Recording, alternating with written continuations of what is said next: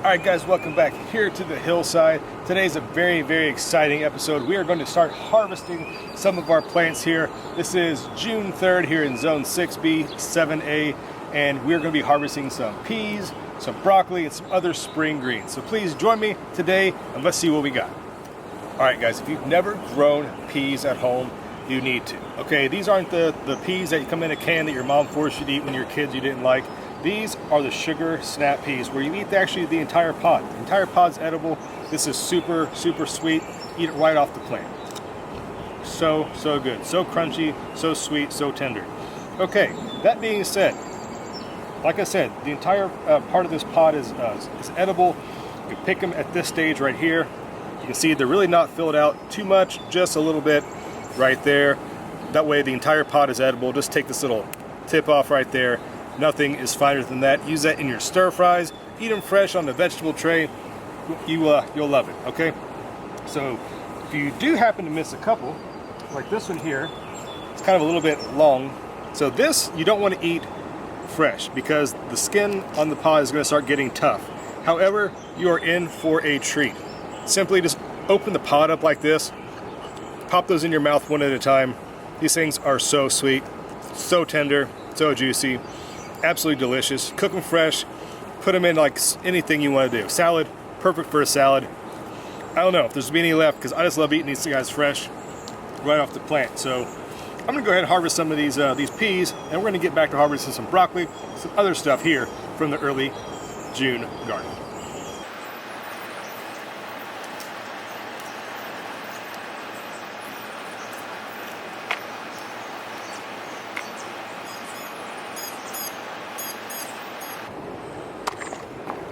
Alright, so coming here close, I forgot to tell you, this variety is called Sweet Ann or Sugar Ann. I don't remember, but either way, it's really awesome.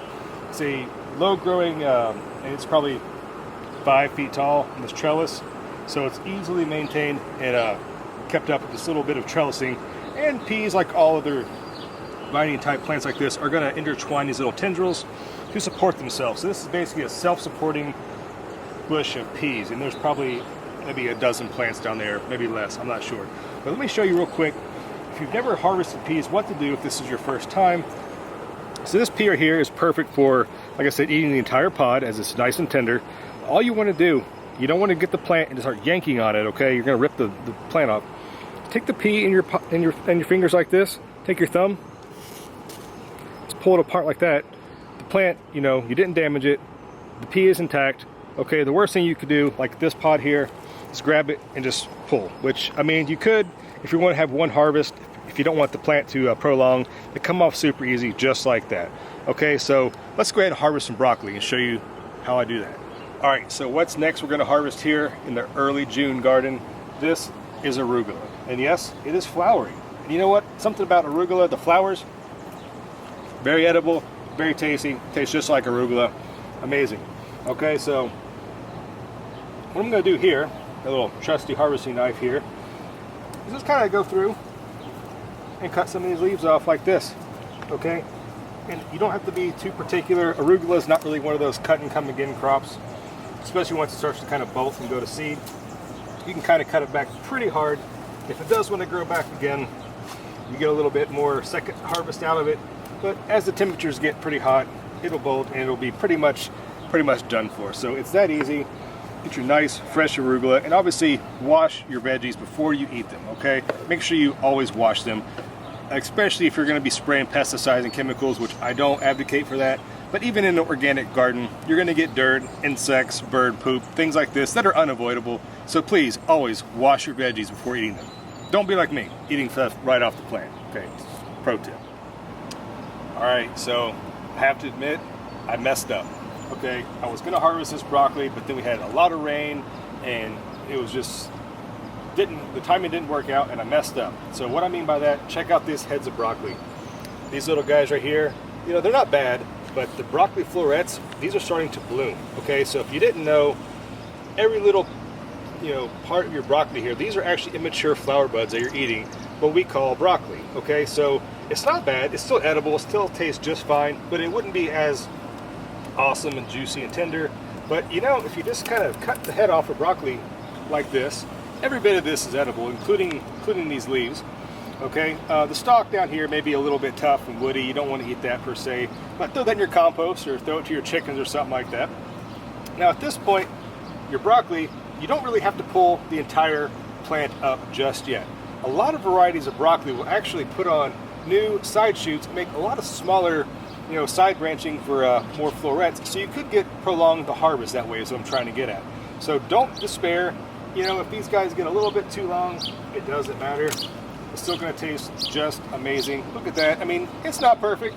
But what is? Do we expect our vegetables to be this showroom perfect quality that you find in the stores and the groceries, things like that? If you watch a lot of informational, back behind the scenes type thing, a lot of food companies will actually just throw perfectly good food away because it just doesn't look right. It's a sweet potato that's just too big, a tomato that's just not the right size, or green beans that just aren't straight enough. We'll just throw them away because it doesn't meet whatever the consumer or marketing thinks that this should. So growing your own vegetables, you can control the quality, you can control the day you harvest it, and you know what? If it doesn't look 100% showroom quality, it doesn't matter because you're the one that's going to eat it, and if it looks good and you eat it and it tastes good, that's all that matters. Okay, so just a little quick harvesting here on the hillside here, early June, zone 6B, 7A. I'm going to get back to finishing harvesting some of this broccoli before this rain that has been hitting us off and on all day finally starts to set in this evening. So I hope you enjoyed it. Tell me what you're growing and what you're harvesting, where you're at in this in your neck of the woods this early June. All right, so from up here on the hillside, I'm going to get back to harvesting some broccoli. You guys enjoy your day. If you want to subscribe, go ahead. And if I don't see you back next time, hopefully these tips helped you out. But you know what? If you do come back, you'll be in a treat for more gardening, more outdoors, more plants in general, and other advice. So hope to see you back then, guys. Until next time, bye-bye.